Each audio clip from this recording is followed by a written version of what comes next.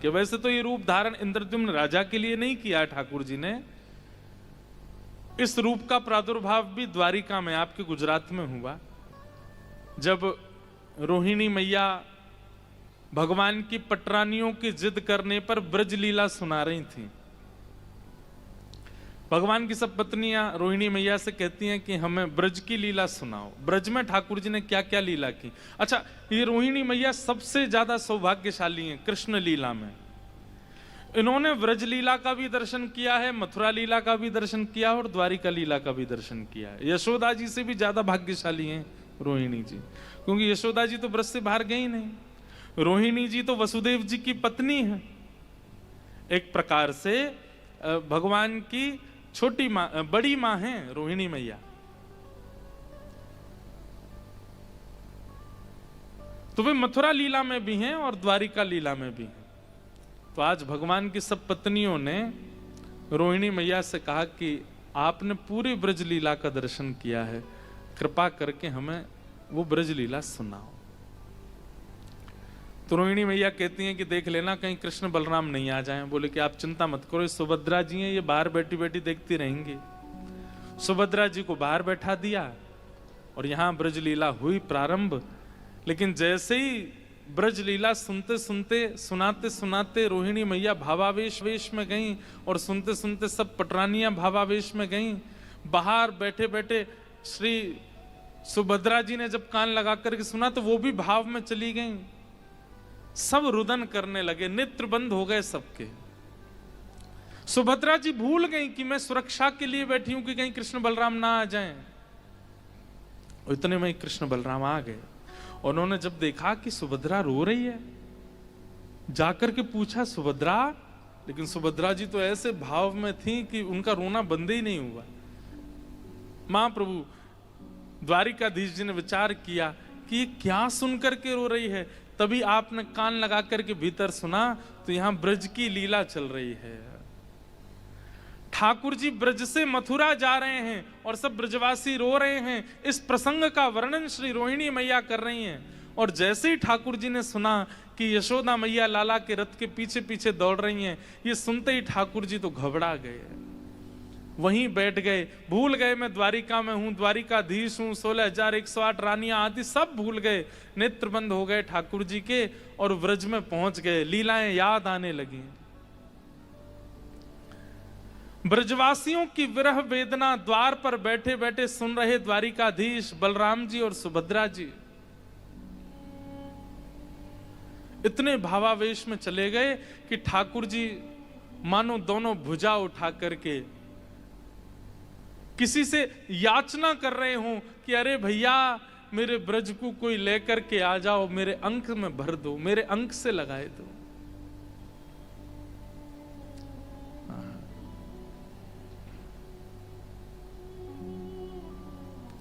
मेरो ब्रज रह गयो है कहीं दूर, मेरी यशोदा मैया रह गई है कहीं दूर। ये ब्रजवासी सब मुझसे दूर रह गए हैं, इन सबन को लाकर के मेरे अंक से भर दो, मेरे अंक से लिपटाए दो। दोनों भुजा उठा करके ठाकुर जी जब रुदन करने लगे तो प्रेम की 10 सीढ़ियां पार कर गए, प्रेम की 10वीं अवस्था पार कर गए।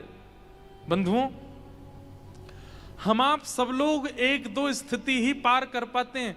प्रेम का स्वभाव है कि वो विगलित होता है।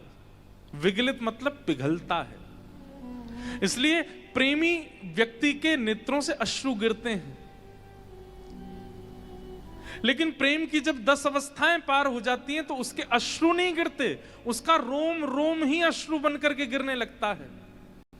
उसका रोम रोम ही एक मोमबत्ती की तरह पिघल जाता है।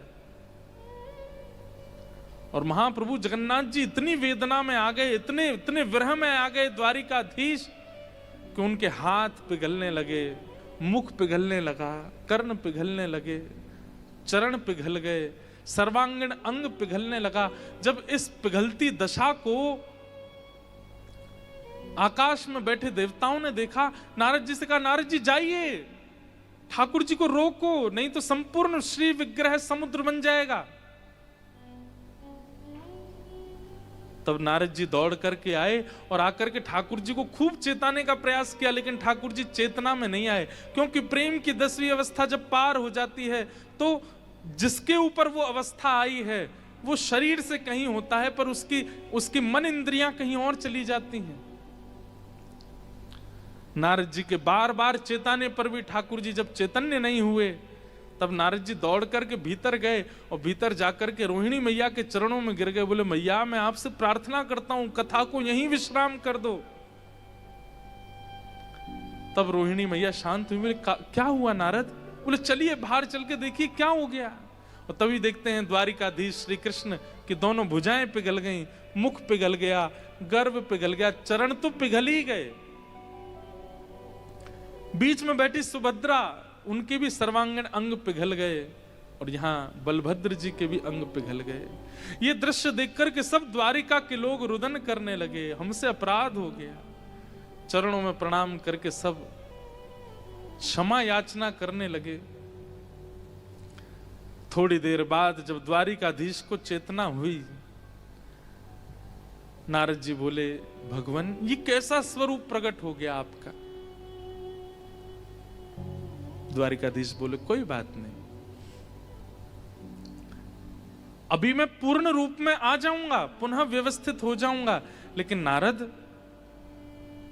पूरे विश्व को बताने के लिए कि प्रेम की अवस्था कैसी होती है, प्रेम का विरह कैसा होता है, यह स्वरूप मेरा कलिकाल में प्रकट होगा। यह स्वरूप मेरा कहीं जाएगा नहीं, यह स्वरूप पुनः कलिकाल में प्रकट होगा और बस उसकी प्रतीक्षा करना। ऐसा कहकर के द्वारिकाधीश तो व्यवस्थित हो गए। और फिर जब कलिकाल में इंद्रद्युम्न राजा हुए, नील माधव भगवान के दर्शन करने की प्रबल इच्छा हुई, तब नील माधव भगवान वहां से अंतर्ध्यान हो गए और उन्होंने आज्ञा करी, राजन समुद्र में कुछ लकड़ियां बहती हुई आएंगी, उनसे तुम मेरा श्री विग्रह निर्माण कराओ, लेकिन शर्त होनी चाहिए कि जो श्री विग्रह का निर्माण करेगा वो बिल्कुल गुप्त रूप में करेगा, उसको कोई देखेगा नहीं। हमें कैसे पता चलेगा कि आपका स्वरूप बन गया? बोले भीतर से हथौड़ी की छेनी की आवाज आती रहेगी, इसलिए भीतर कमरे में झांक करके मत देखना, बना देना। एक विशिष्ट व्यक्ति को चुना गया जिनका परिकर आज तक महाप्रभु जगन्नाथ जी का स्वरूप निर्माण करता है, और उनको कहा गया आप महाप्रभु जी का रूप बनाओ। उनके चित्त में ठाकुर जी ने द्वारिका में प्रकट हुआ व्रज विरह का स्वरूप प्रकट कर दिया, ऐसा स्वरूप बनना है। वैसे वास्तविकता तो यह है कि वो बनाने वाले तो श्याम सुंदर का त्रिभंग स्वरूप ही थे, लेकिन छेनी हथौड़ा चलाते चलाते चलाते एक दिन वो भावावेश में चले गए और छेनी हथौड़ा बंद हो गया। जब आवाज आनी बंद हो गई तो इंद्रद्युम्न राजा की पत्नी गुंडीचा व्याकुल हो गई। उसने कहा कि भीतर जो मूर्तिकार है वो छेनी क्यों नहीं चलाता, उसकी कुछ ठोक पीट करने की आवाज क्यों नहीं आ रही है, मैं देखूं तो। और जैसे ही द्वार खोल करके देखा, अधूरे महाप्रभु जगन्नाथ जी बैठे हैं, ना हाथ बन पाए, ना पैर बन पाए, ना मुख बन पाया। ये देख करके इंद्रद्युम्न राजा रोने लगा, लेकिन तभी महाप्रभु जी ने आकाशवाणी करते हुए राजा से कहा, राजन तुम चिंतित मत हो, अब मेरा स्वरूप ऐसे ही रहेगा। और ये स्वरूप तुम ये मत सोचना कि तुम्हारे अपराध के कारण अधूरा है, मेरा यह स्वरूप द्वापर में प्रकट हो चुका है। ये ब्रजवासियों के विरह का स्वरूप है मेरा, ये प्रेम विगलित स्वरूप है। विश्व इसको जगन्नाथ कह करके पुकारेगा। बोलो जगन्नाथ महाप्रभु की। और महाप्रभु जगन्नाथ जी प्रकट हुए। स्नान पूर्णिमा थी, भगवान ने आज्ञा की, राजन ब्राह्मणों को बुला करके लाओ, वेदज्ञों को लेकर के आओ और हमारा जलाभिषेक करो। महाप्रभु जगन्नाथ जी का जलाभिषेक किया। इंद्रद्युम्न राजा और गुंडीचा दोनों जगन्नाथ जी की सेवा करते थे। एक दिन महाप्रभु जी ने इनसे कहा कि कुछ वरदान मांगो, हम तुमसे बड़े प्रसन्न, तुम दोनों कुछ मांग लो। तो इंद्रद्युम्न राजा ने तो ये वरदान मांगा कि मेरे संतान ना हो। देखो कैसा वरदान मांगा कि मेरे संतान ही ना हो। भगवान बोले ऐसा वरदान क्यों चाहिए? बोले भगवान कल को कहीं आपकी सेवा में कोई त्रुटि हुई तो मैं इस बात को सह नहीं पाऊंगा कि मेरे वंश के बालकों ने आपकी अच्छे से सेवा नहीं करी। मैं ये सुनना नहीं चाहता, इसलिए मेरा वंश मेरे तक ही रहे, उससे आगे ना बढ़े। समझ में आई बात? कल को मैं तो प्राण छोड़ दूंगा, लेकिन मैं जिस लोक में रहूंगा वहां से भी आपको देखता रहूंगा, और मुझे अगर पता चला कि मेरे वंश के बालकों ने आपकी सेवा में त्रुटि की तो वो मैं सह नहीं पाऊंगा, इसलिए मेरा वंश ना बढ़े, मैं अंत हूं, क्योंकि मेरे जैसे भाव से आपकी कोई सेवा कर नहीं पाएगा। इंद्रद्युम्न राजा की बात सुनकर के भगवान बड़े प्रसन्न, वाह इंद्रद्युम्न तुम्हारी भक्ति कैसी। अलग अलग बैठे भगवान दोनों पति पत्नी के साथ, एक साथ नहीं पूछा। फिर दूसरी बार इंद्रद्युम्न को भेज दिया, पत्नी को बुलाया, तुम बताओ तुमको क्या चाहिए। पत्नी ने कहा हे नाथ ऐसी कृपा कर दो एक संतान हो जाए। भगवान बोले वाह, वो पतिदेव क्या मांग के गए तुम्हारे? पतिदेव कह के गए हमारे संतान नहीं हो, तुम कह रही हो संतान हो। गुंडीचा गई अपने पति इंद्रद्युम्न से बोली आपने महाप्रभु जगन्नाथ जी संतान ना हो ऐसा कहा? हाँ देवी। क्यों? मैंने तो संतान मांगा। तो इंद्रद्युम्न उल्टा नाराज होगा, तुमने परमात्मा से संसार मांगा, तुमने जगन्नाथ जी से जगन्नाथ जी नहीं मांगे, तुमने पुत्र मांगा। दोनों में थोड़ी नोक झोंक सी हुई। महाप्रभु जी बोले रुक जा रुक जा रुक जा, तुम दोनों क्यों लड़ रहे हो? दुविधा में तुम्हें पड़ गया हूं। पति को संतान नहीं चाहिए, इसको संतान चाहिए, अब कैसे होगा? इंद्रद्युम्न बोला नहीं नहीं भगवान ये मेरी अर्धांगिनी है, इसको मेरी बात माननी, आप हमें संतान मत दीजिए। तो बोले अर्धांगिनी हूं मतलब आधा अंग मैं हूं, तो मैं अपनी इच्छा प्रकट कर सकती हूं। महाप्रभु जी हमें संतान चाहिए। महाप्रभु जी बोले रुक जाओ नेक, तुम दोनों बैठो भैया, थोड़ा हमको सोचने दो क्या करें।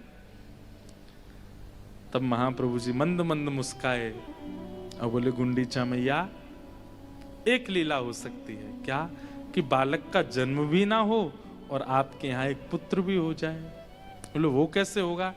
बोले आपका साक्षात पुत्र मैं ही बन जाता हूं, मैं ही आपका पुत्र हूं, मैं ही आज से आपका पुत्र हूं, आप मुझे पुत्र मान लीजिए। गुंडीचा मैया के मन में प्रसन्नता तो बहुत हो गई, इंद्रद्युम्न तो नाचने लगा, महाप्रभु जगन्नाथ जी हमारे पुत्र बन गए। लेकिन गुंडीचा के मन में आया आप इतने विशाल हो, मैं गोद में कैसे खिलाऊंगी आपको?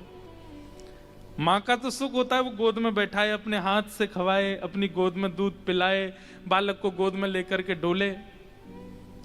महाप्रभु जी बोले माँ मेरा प्राकट्य दिवस स्नान पूर्णिमा, उसके ठीक 15 दिन बाद, ये 15 दिन एक प्रकार से तो ठाकुर जी अस्वस्थ अवस्था में हैं, पर एक प्रकार से ठाकुर जी इन 15 दिनों में अपने ईश्वरत्व को बालत्व में परिवर्तित करते हैं। जो ईश्वर आज दिखे सबको ब्रह्म स्नान वेदी पर, अब वो भीतर चलेगा, अब वो अपने संपूर्ण ऐश्वर्य को विराजमान विश्राम कर देंगे और एक बालवत हो जाएंगे, एक लाला बन जाएंगे। और 15 दिन बाद फिर रथ पर विराजमान होके, कोई रथ उठा सकता है ईश्वर को? साक्षात जगन्नाथ हैं वो, लेकिन वो बालवत बन करके आते हैं, ऐसे उछल उछल के सीढ़ियों से कूदते हुए नीचे आते हैं, रथ पर बैठते हैं और गुंडीचा जाते हैं। और वहां जाकर के ठाकुर जी की सेवा ऐसे ही होती है जैसे किसी लाला की। श्री मंदिर जगन्नाथ में सेवा का भाव परब्रह्म की भावना से होता है। और 15 दिन बाद जब रथ यात्रा होकर ठाकुर जी गुंडीचा जाएंगे, वहां ठाकुर जी की सेवा बालवत होती है कि एक लाला की सेवा हो रही है।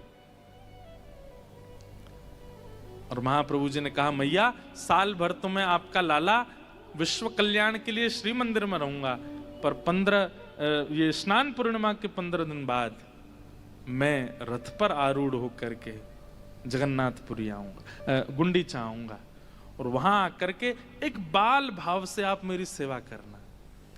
तो वहां पर सामग्री भी ऐसे पवाई जाती है ठाकुर जी को जैसे किसी बालक को पवा रहे हों। दूध भी ऐसा, वहां की प्रसादी में और श्री मंदिर के प्रसादी में बहुत अंतर होता है।